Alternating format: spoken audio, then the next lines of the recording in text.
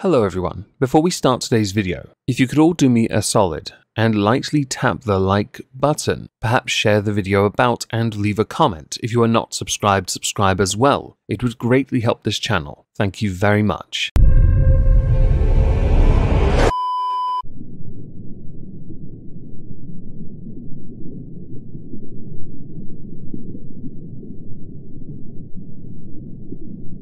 Well, isn't this just fantastic?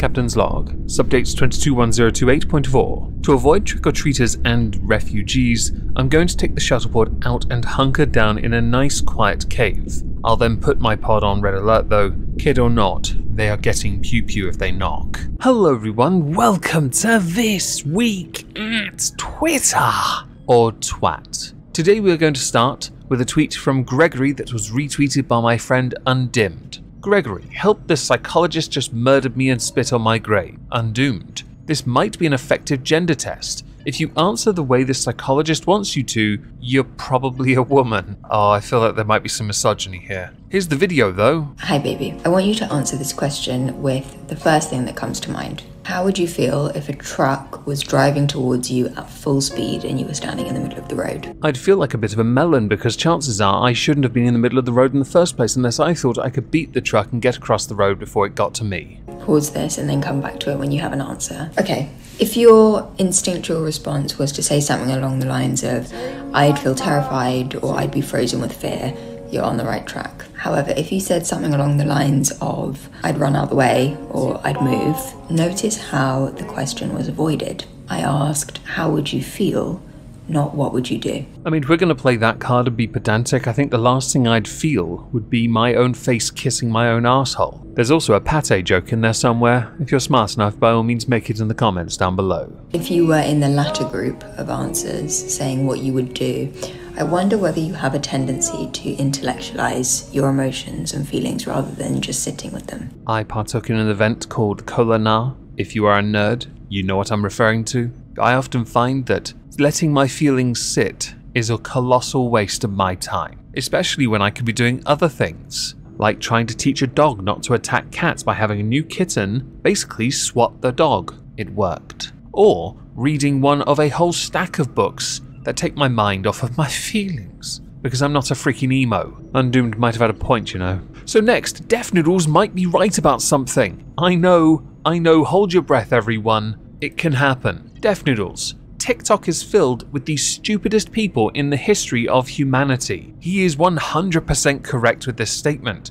and to accompany it are two images taken from TikTok. And this is something I think is quite important. Catching men at their crisp age looking at me at the gym when I'm literally an underage 21-year-old. When others question this, the creator replied, I'm literally a baby. I guess by that extension then, I'm an adolescent 36-year-old, almost 37-year-old. If anyone older than me touches me, that makes them a nonce.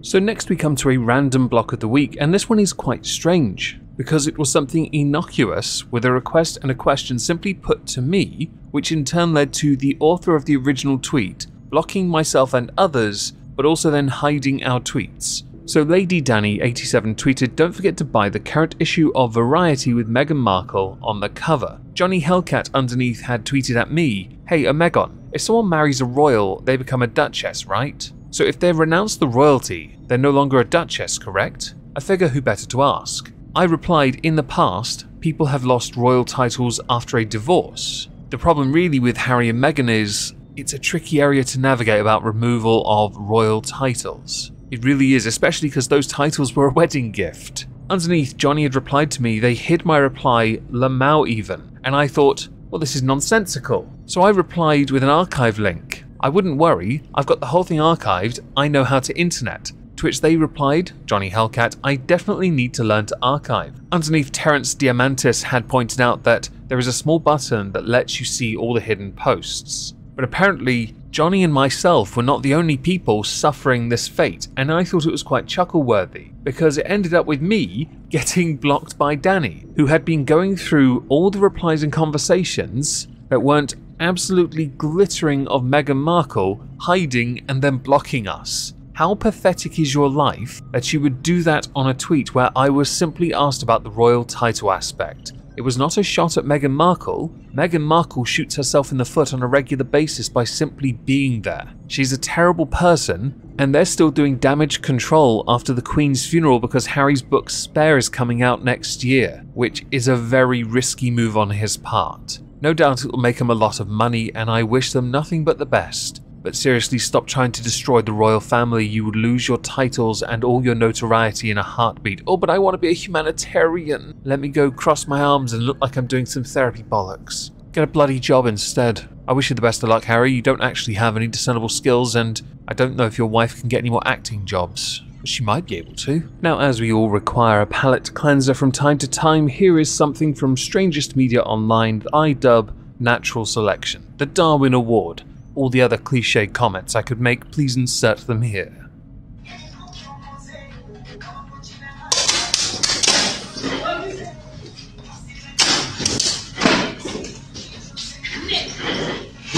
So next, thoughts and opinions. Tell me you love me, chat. Ooh woo. Underneath is an image from Keffels. I've been struggling with depression since I came back home. It's been really difficult to process everything that happened in the last 2 months. It would mean a lot to hear what people like about me in the first place, because people are being very cruel towards me right now. I'd like you all to try and imagine my shock, a real surprise if you will, that her failed attempt to remove Kiwi Farms from the internet would still lead to Keffels receiving a vast amount of criticism for really crappy behaviour. They have, Kiwi Farms, a whole slew of valid points against you, and you tried to get rid of them by using and abusing your own privileged position, and you failed. You can't say you didn't fail, by the way, because you did fail. Kiwi Farms is still up. Well done. And begging your audience for nice comments. It'd be much easier and less narcissistic if you'd asked for doggy pictures because you're having a really bad day. Here's a dog picture and a cat picture. I hope it cheered you up. It is as far as my sympathy goes towards you, but also I like to dab on everyone by showing you how beautiful my pets are. Additionally, from Thoughts and Opinions, turns out